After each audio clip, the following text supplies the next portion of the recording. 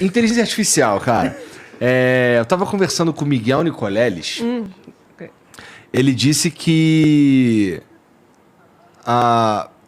Puta, agora eu tô com medo de falar algo que ele não disse. Mas assim, que eu me lembre.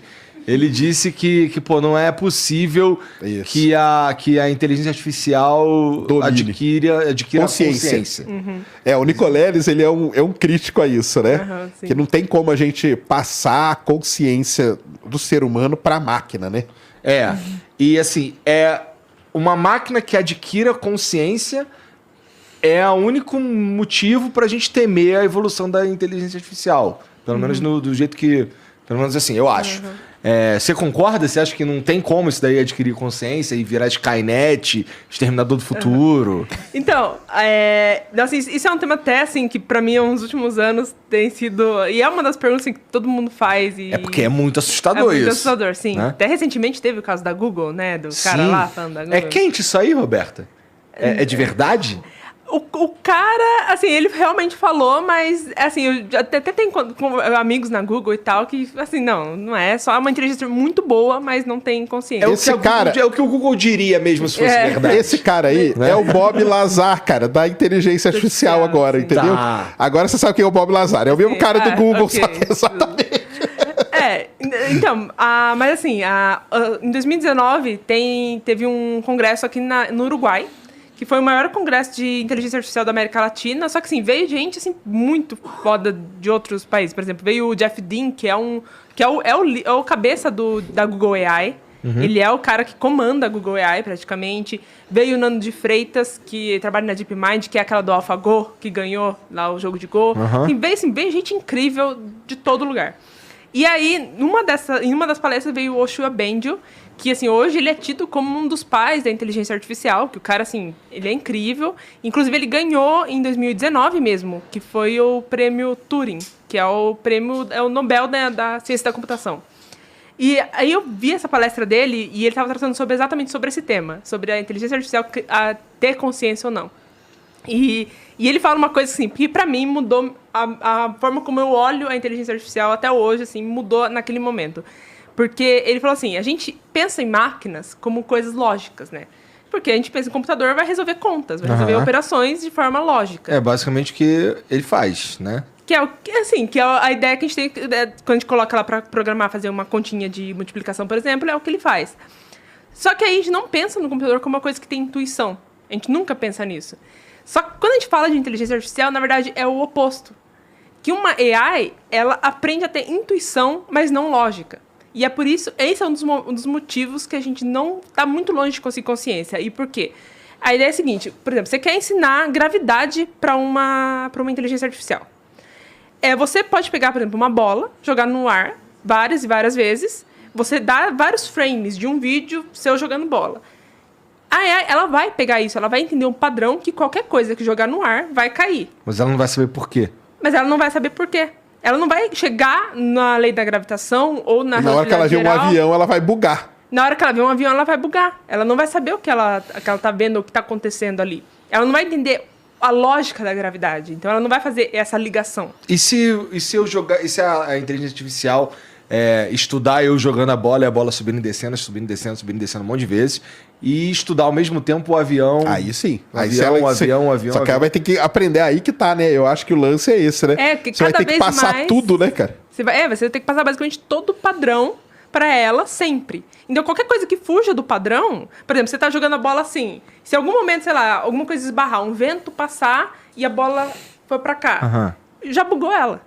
Então, você vai ter que dar várias vezes, com o vento passando em todas as direções. Ou, por exemplo, você está jogando a bola, alguém vem e pega a bola. Bugou para ela também. São tantas variáveis que ela não consegue desenvolver a lógica, é isso?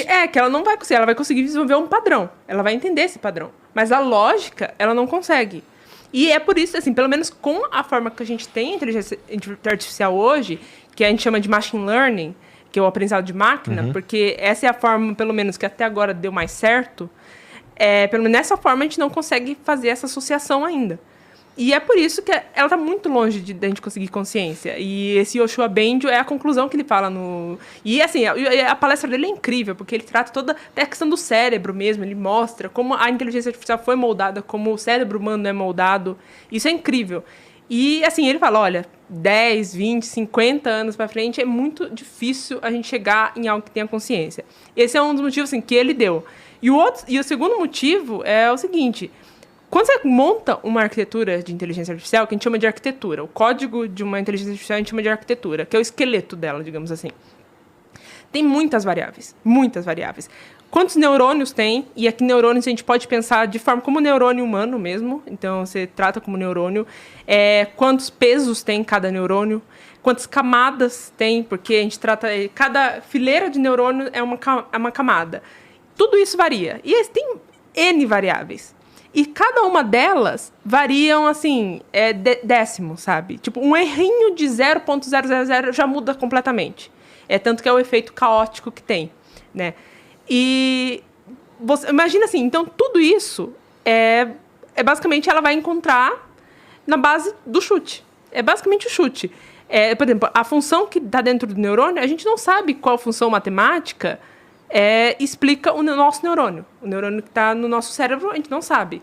A gente simplesmente chutou uma função ali, que a gente acha que deve ser isso, e aí tem argumentos matemáticos para ser aquilo, mas é um chute.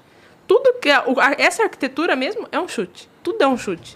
E, assim, tantas possibilidades, tantas funções que são possíveis, que, assim, a gente acertar tudo, a função por exemplo, supondo que a consciência tenha uma função, no chute, é muito improvável. Muito improvável. A gente só vai conseguir ter quando a gente realmente souber o que é a consciência e souber matematicamente explicar a consciência, porque a gente está muito longe de conseguir também. Então, assim, são os dois motivos, assim, dos dois grandes motivos que a gente está muito longe de uma AI adquirir consciência. E, assim, acho que grande parte é os próprios pesquisadores falarem que é uma caixa preta, né? Falar, a gente não sabe o que acontece lá dentro. A gente sabe, a gente tem, assim, você tem livros explicando o que acontece lá dentro. É pura matemática, álgebra linear, é isso que está acontecendo dentro da arquitetura. É operação de álgebra linear. Entendi. Bom, então a ideia de que, por exemplo, nem o engenheiro do YouTube sabe como funciona o algoritmo do YouTube. Talvez ele saiba. Ele sabe como... Assim, talvez ele não tenha controle, porque são milhões ou bilhões de parâmetros. Tá, controle já é outra coisa, mas entender mais ou menos qual que é. Sim, ele entende. Tanto que o próprio YouTube tem um artigo mostrando a arquitetura do YouTube. Como, por exemplo, como se o vídeo vai ter... Qual posição o seu vídeo vai estar quando alguém abre o YouTube. Tem aquelas recomendações. Cada posição foi uma AI que escolheu, e a gente sabe como aquela AI escolheu. Tem as características de como que isso depende tanto do usuário quanto da pessoa que está criando o YouTube. E aí a AI ela vai seguir uma forma matemática que vai definir se a sua thumbnail vai estar aqui, vai estar aqui, vai estar aqui. Tudo basicamente é definido pelo algoritmo, que o engenheiro do YouTube sabe, que ele já publicou até um artigo descrevendo, mas ele só não tem controle, assim, dos pesos, até porque isso varia de usuário para usuário. Então... Caralho, interessante. Interessante e eu não sei, dá uma certa paz. Certo? Você não ia querer um robozinho. Assim, se for rolar Skynet, eu já vou estar morto, minhas filhas já vão estar mortas, já vai estar todo mundo, né? Não vai ter esse problema aí, pelo menos. Tá bem longe da gente.